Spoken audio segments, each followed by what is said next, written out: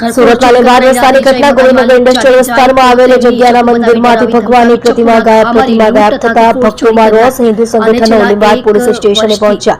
છેલ્લા 30 વર્ષથી સ્થળ પર ભગવાન જગન્નાથ અને તિરુપતિ બાલાજીનું મંદિર સ્થાપિત બિલ્ડર દ્વારા જગ્યા પર કબજો જમાવવા પ્રતિમા ગાયબ કરી હોવાનો હિન્દુ સંગઠનનો આરોપ.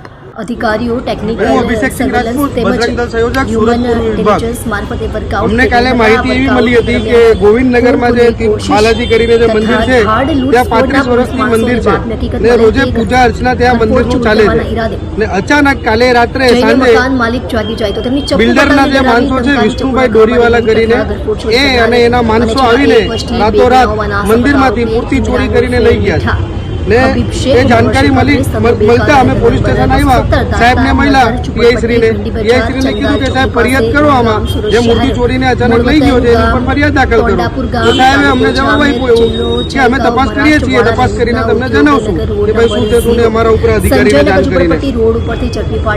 એ છતાં બી અમને 24 કલાક થઈ ગયું, હમણાં સુધી મૂર્તિ પાછી આવી નહીં ને ફરિયાદ બી દાખલ નહીં થયું. એટલે અમારો બજરંગ દળ અહીંયા પ્રદર્શન કરે છે પોલીસ સ્ટેશન.